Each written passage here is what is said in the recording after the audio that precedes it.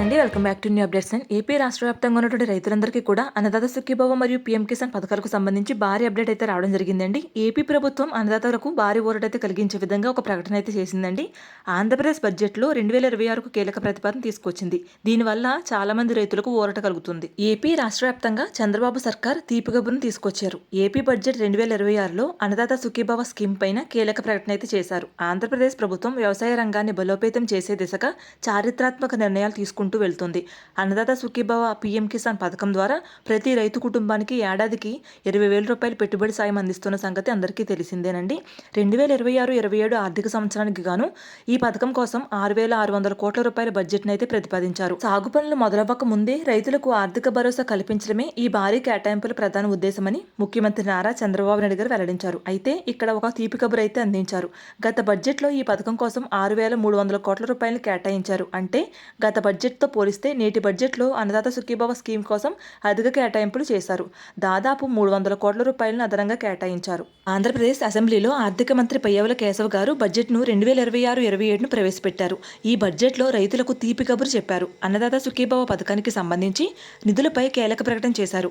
అన్నదాత సుఖీభవ మరియు పీఎం కిసాన్ పథకం కింద 2025-26 ఆర్థిక సంవత్సరంలో 46.86 లక్షల రైతుల కుటుంబాలకు ఒక్కొక్కరికి 20,000 రూపాయల చొప్పున పెంచిన ఆర్థిక సహాయాన్ని అందిస్తూ మొత్తం 6,660 కోట్ల రూపాయలను విడుదల చేసిన విషయాన్ని పయ్యావుల కేశవ్ గారు గుర్తు చేశారు. ఫిబ్రవరి 14వ తేదీన వార్షిక బడ్జెట్ని అయితే ప్రవేశపెట్టడం జరిగిందండి. ఇక తాజాగా రైతులకు కేంద్ర మరియు రాష్ట్ర ప్రభుత్వాల నుంచి బిగ్ అప్డేట్ అయితే రావడం జరిగిందండి. కేంద్రం అమలు చేస్తున్నటువంటి పీఎం కిసాన్తో పాటుగానే ఏపీ ప్రభుత్వం అన్నదాత సుఖీభవ నిధులను కూడా విడుదల చేయడానికి ముహూర్తాన్ని అయితే ఖరారు చేసింది. 22వ విడత పీఎం కిసాన్తో పాటుగా 3వ విడతగా అన్నదాత సుఖీభవ నిధులు విడుదల చేయాలని ప్రభుత్వం నిర్ణయం తీసుకుంది. అయితే అంతకు ముందే రైతులకు కీలక సూచన చేసింది. ఇప్పటికే పలుమార్లు సూచించినా ఇంకా కొంతమంది రైతులు ఈకేవైసీ ప్రక్రియ అనేది పూర్తి చేసుకోకపోవడంతో వారికి ఈ పథకం వర్తించదని కీలక ప్రకటన చేశారు. రాష్ట్ర వ్యాప్తంగా ఏ రైతులైతే ఈకేవైసీ అనేది పూర్తి చేస్తారో వారికి మాత్రమే నిధులు అందుతాయని వెల్లడించారు. మోదీ సర్కార్ ప్రతి ఏటా 3 విడతలుగా అందిస్తున్నటువంటి పీఎం కిసాన్ 22వ విడత నిధులు విడుదలపైన ఒక కీలక నిర్ణయం తీసుకున్నారు. నవంబర్ 19వ తేదీన 21వ విడత నిధులను ప్రధాని మోదీ గారు విడుదల చేశారు. కాగా ఏపీ ప్రభుత్వం ఇదే సమయంలో పీఎం కిసాన్తో కలిపి అన్నదాత సుఖీభవ నిధులను విడుదల చేసింది. ఈ 2 పథకాల నిధులు ప్రస్తుత ఆర్థిక సంవత్సరంలో 14,000 ఇప్పటికే రైతుల ఖాతాల్లోకి జమ అయ్యాయి. కాగా 22వ విడత నిధుల కోసం తొలుత సంక్రాంతి సమయంలోనే విడుదల చేస్తారని భావించినప్పటికీ వార్షిక బడ్జెట్ ప్రవేశపెట్టిన అనంతరం రైతుల ఖాతాల్లోకి ఈ నిధులను జమ చేసేందుకు ప్రభుత్వం నిర్ణయం తీసుకుంది. ఏపీలో కూటమి ప్రభుత్వం పీఎం కిసాన్తో కలిపి తాము ప్రకటించిన అన్నదాత సుఖీభవ పథకం అమలుకు నిర్ణయం తీసుకున్నారు. ఈ మేరకు తొలి విడతగా పీఎం కిసాన్తో కలిపి 2 విడతల్లో 5,000 రూపాయల చొప్పున 10,000 రూపాయలు రైతుల ఖాతాలోకి జమ చేశారు. ఇక ఇప్పుడు 3వ విడతగా నిధులను పీఎం కిసాన్ 22వ విడతతో కలిపి 3వ విడతగా 4,000 రూపాయలు, అటు పీఎం కిసాన్ 2,000 రూపాయలు, మొత్తంగా 6,000 రూపాయలను ఈ నెల 24వ తేదీన రైతుల ఖాతాల్లోకి జమ చేసేందుకు ప్రభుత్వం సిద్ధమైంది.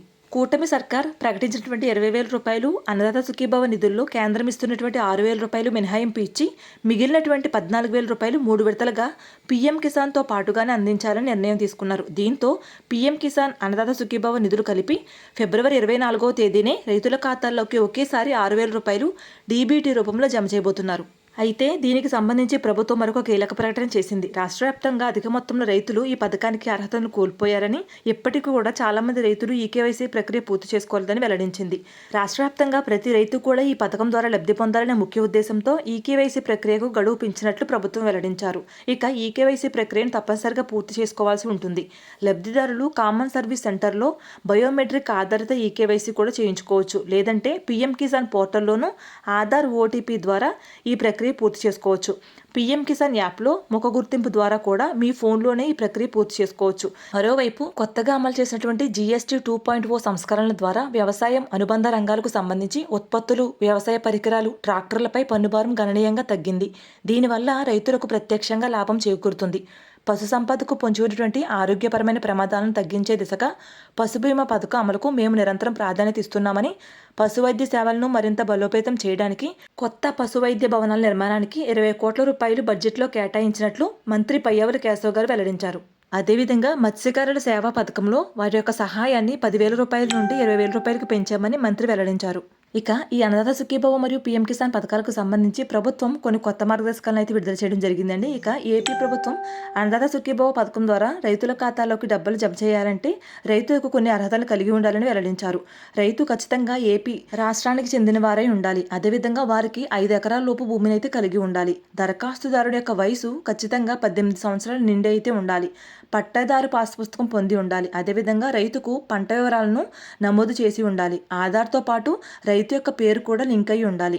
కౌలు రైతులైతే కౌలు యొక్క ధృవీకరణ పత్రాన్ని కలిగి ఉండాలి. ఇంకా వీటితో పాటుగానే ఎవరైనా కొత్తగా రైతులు ఈ యొక్క పథకానికి దరఖాస్తు చేసుకోవాలంటే వారి యొక్క ఆధార్ కార్డు, పట్టాదారు పాస్ పుస్తకం, బ్యాంకు పాస్ పుస్తకం, పాస్పోర్ట్ సైజ్ ఫోటో, అదేవిధంగా వారి యొక్క సర్వీస్ నెంబర్ వివరాలు, తన యొక్క ఆధార్తో లింక్ అయినటువంటి మొబైల్ నెంబర్ను కూడా తీసుకుని ఈ యొక్క రైతు భరోసా కేంద్రానికి వెళ్ళి ఈ పథకానికి దరఖాస్తు చేసుకోవచ్చని ప్రభుత్వం వెల్లడించింది. ఇక రాష్ట్ర వ్యాప్తంగా ఏ రైతులైతే ఇప్పటికే ఈకేవైసీ ప్రక్రియ అనేది పూర్తి చేయించుకున్నారో వారందరికీ కూడా ఫిబ్రవరి 24వ తేదీన ఒక్కొక్కరికి 6,000 రూపాయలు చొప్పున జమ చేయబోతున్నారండి.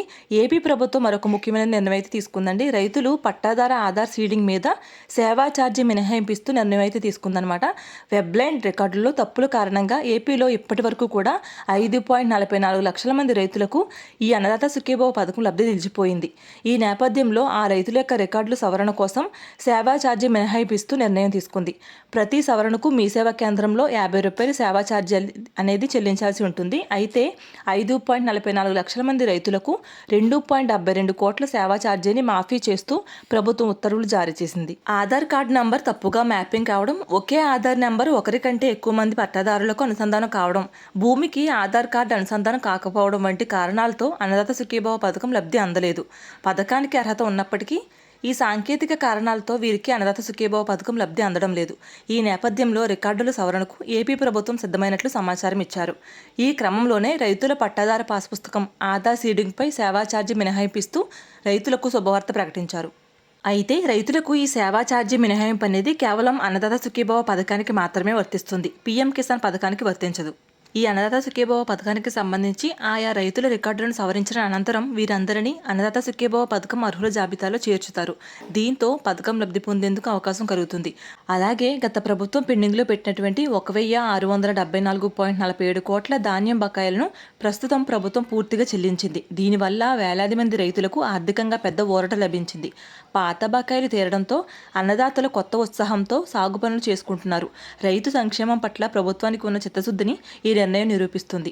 బకాయిల చెల్లింపులో పారదర్శకతకు ప్రభుత్వం అత్యంత ప్రాధాన్యత ఇస్తుంది. రైతులకు పెట్టుబడి సాయంతో మాత్రమే కాకుండా రైతుల యొక్క నాణ్యమైన విత్తనాలు అందించడంలో ప్రభుత్వం ప్రత్యేక దృష్టి పెట్టింది. విత్తన రాయితీ కోసం 2026-2027లో 240 కోట్ల రూపాయలను ప్రభుత్వం ప్రతిపాదించారు. గత ఏడాది కేటాయించినటువంటి 182 కోట్లతో పోలిస్తే ఇది చాలా ఎక్కువ. విత్తన కొరత లేకుండా ముందే నిల్వలు సిద్ధం చేయాలని అధికారులను ప్రభుత్వం ఆదేశించింది. రాయితీపై విత్తనాలు అందడం వల్ల సాగు వ్యయం తగ్గి రైతులకు లాభాలు పెరుగుతాయి. అదేవిధంగా భూమి యొక్క స్వభావాన్ని బట్టి అవసరమైన సూక్ష్మ పోషకాలను రైతులకు ఉచితంగా సరఫరా చేస్తున్నారు. ఎరువుల బఫర్ స్టాక్ నిర్వహణ కోసం 40 కోట్లను బడ్జెట్లో కేటాయించారు.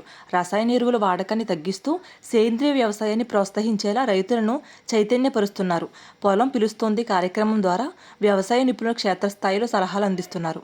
ఈ విధంగా ప్రభుత్వం ప్రవేశపెడుతున్న ప్రతి పథకానికి సంబంధించినటువంటి పూర్తి ఇన్ఫర్మేషన్ని ఎప్పటికప్పుడు మన ఛానల్ ద్వారా మీ అందరికీ అందిస్తూ ఉంటానండి. దీనికోసం మన ఛానల్ తప్పకుండా సబ్స్క్రైబ్ చేసుకోండి. వీడియోని లైక్ చేసి మీ ఫ్రెండ్స్ అండ్ ఫ్యామిలీకి షేర్ చేయండి. Thanks for watching.